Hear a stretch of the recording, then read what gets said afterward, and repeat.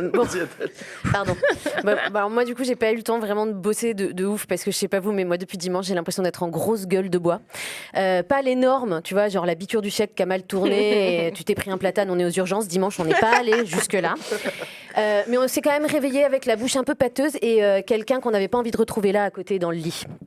Manu, en fait, c'est un peu notre plan cul régulier qu'on essaye d'arrêter, mais qu'on n'a pas encore trouvé mieux. Ah yes. Alors, C'est énorme. il tient pas toutes ses promesses. Il est en même temps avec toi et pas avec toi. Puis il est toujours à droite à gauche. Hein, et tu t'es promis que non, tu te le retaperas pas. Mais comme t'as pas sécurisé d'autres prospects, que la piste de danse s'est vidée, là il est 5h du mat, les lumières se rallument. Ta seule option autre, elle est au bout du bar, hein, et elle a beau élever des chats, tu sens qu'elle a le potentiel un peu expérience BDSM, quoi. Il y a des gens qui aiment, mais toi t'as pas envie d'avoir mal au cul.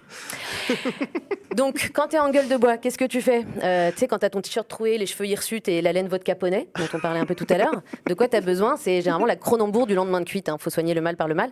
Donc nous, si on est en gueule de bois politique, cette petite binouse du réveil, c'est le documentaire sur la présidentielle de l'émission C'est Politique qui a été diffusé mardi soir sur France 5 et qui est l'objet de ma carte blanche. Il s'appelle Bloc contre Bloc, ce docu. Il suit les principaux candidats dans les 4 derniers mois de la campagne. Il est sorti 48 heures après l'élection. Donc tour de force, les journalistes ont enchaîné les nuits blanches pour le terminer. Donc big up à Camille Girard et Florent Maillet. Je ne suis pas payée par France Télévisions, mais je voulais les féliciter. La campagne et ses temps forts, donc résumé en 1 heure, c'est assez impressionnant. Bon, après, c'est pas non plus du 2 pardon, mais il y a quand même des petits éléments behind the scenes assez sympas, savoureux. Donc je vous en ai choisi juste quelques-uns.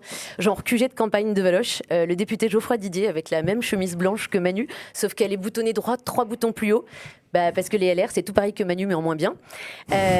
Il préside une réunion sur la stratégie du compte TikTok de Valoche. Et tu sens qu'il est aussi à l'aise que Jean Lassalle dans une table ronde sur féminisme et intersectionnalité. C'est... Voilà. Autre moment, Philippe Devilliers qui fait du phoning pour les signatures de Zemmour. C'est assez savoureux, je vous invite à aller le regarder. J'ai vu l'extrait. C'est incroyable. Ça sent vraiment le truc organisé pour les caméras, parce que déjà un centre d'appel dans le 8e arrondissement, ça n'existe pas.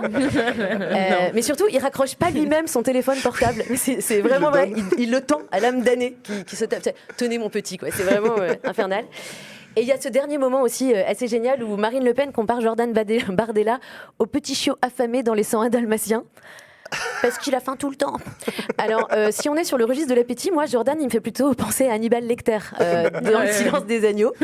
Alors, peut-être que du point de vue de Cruella Le Pen, Jordan est un chiot, mais bon, voilà, la vie est une question de perspective. Bref, c'est pas si mal foutu leur truc, mais je me demande quand même s'il arrive pas un peu trop tôt, ce docu. Finalement, est-ce que cette bière du matin, c'est pas un peu la fausse bonne idée, tu vois ? Et d'autant que là, je trouve qu'elle a un peu le goût de celle dégoûtante avec les mégots dedans. Tu retrouves. C'est vrai, on la connaît. Ouais. Peu. Donc peut-être que c'est pas fait pour être regardé maintenant, ce documentaire. C'est peut-être fait pour être regardé beaucoup plus tard. Comme un autre documentaire que je vous recommande, Double Carte Blanche. Celui-là, vous pouvez le retrouver sur YouTube. C'est un reportage sur l'émission Le Droit de Savoir, une émission des années 2000. Et ça s'appelle Le Pen contre Chirac, 21 avril 2002. C'est sur YouTube. Ça raconte l'effroi du 21 avril, l'entre-deux tours, la nomination de Raffarin. Tout est dans son jus, on clope partout. Roselyne Bachelot a déjà l'air d'avoir 70 ans. Enfin, c'est... Voilà.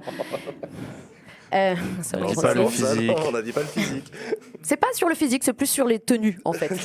Mais si vous faites donc une overdose de politique en 2022, faites un petit break et un petit flashback en 2002, ça remet les choses en perspective, notamment sur la façon dont on n'imaginait pas que le monde change en 20 ans. Et parce que comme disait Machiavel, c'est le petit moment France Inter, pour prévoir l'avenir, il faut connaître le passé car les événements de ce monde ont en tout temps des liens au temps qui les ont précédés. Merci Adèle, bravo pour cette carte blanche.